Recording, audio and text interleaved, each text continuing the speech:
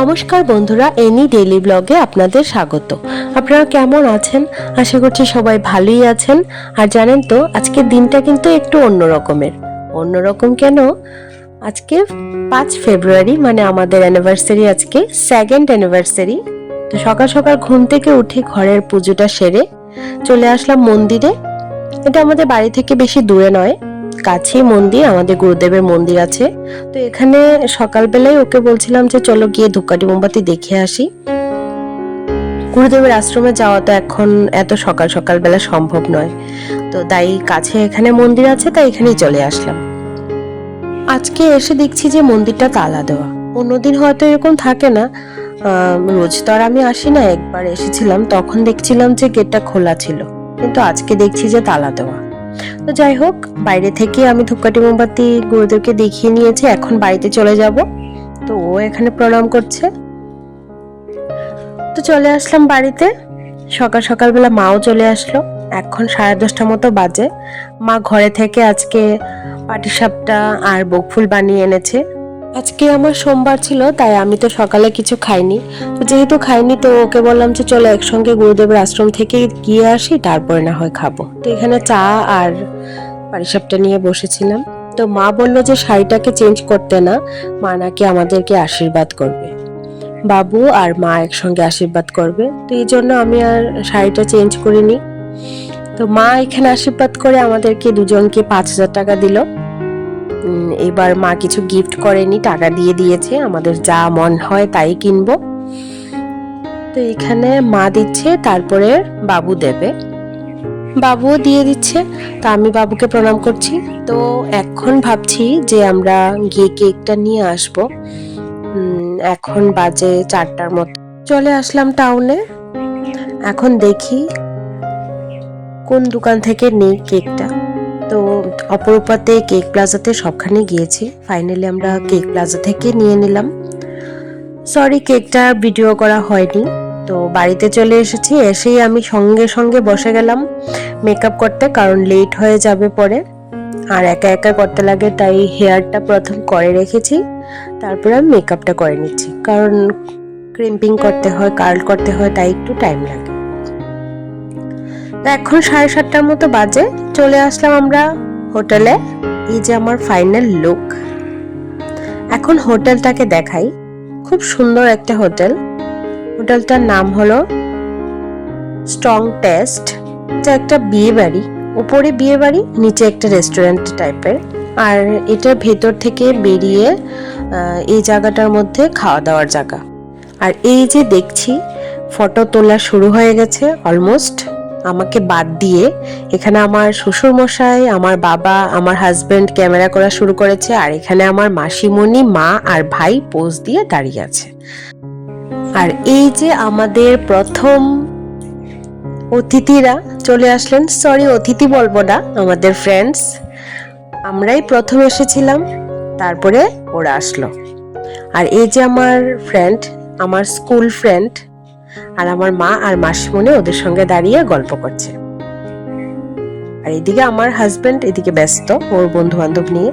তো আমার এই দুই ভাই, ওরাও চলে এসেছে, আমাদের জন্য এত সুন্দর একটা বুকে এনেছে। Thank you so much Deep and Vicky, এত সুন্দর একটা বুকে আনার জন্য।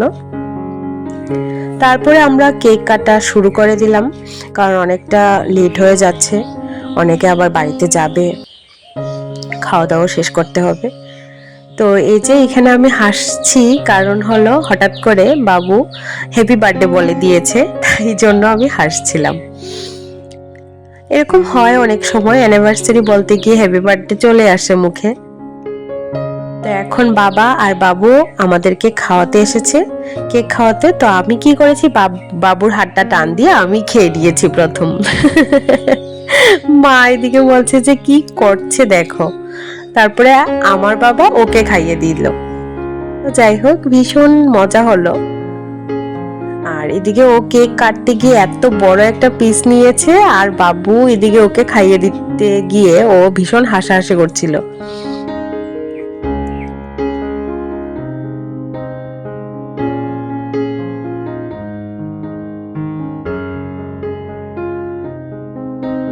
তো এখানে খাওয়া দাওয়া শুরু হয়ে গেছে, এখন 8:30টার মতো বাজে। তো সবাই সবাই না, মানে আমরা বসিনি, আমরা ফ্রেন্ডসরা কেউই বসিনি। মা, বাবু, তারপরে আমার মাসিমণিও, ওরা খেয়ে নিচ্ছে, কারণ ওরা একটু দূরে যাবে, তাই ওদেরকে বলছি যে তোমরা খেয়ে নাও, তারপরে আমরা খাবো। তো এখানে সবাই কেক দিয়ে না, সরি, কেক খেয়ে বসে আছে। তো এখন লেট করছে ওনারা একটু। এই যে আমার একটা ফ্রেন্ড, ও একটু দূরে যাবে, তাই ওকে বলছি যে তুই খেয়ে নে। এখন চলে এসেছে। মেনুতে ছিল ফ্রাইড রাইস আর চিকেন কষা, সঙ্গে একটা কুমুরিও ছিল।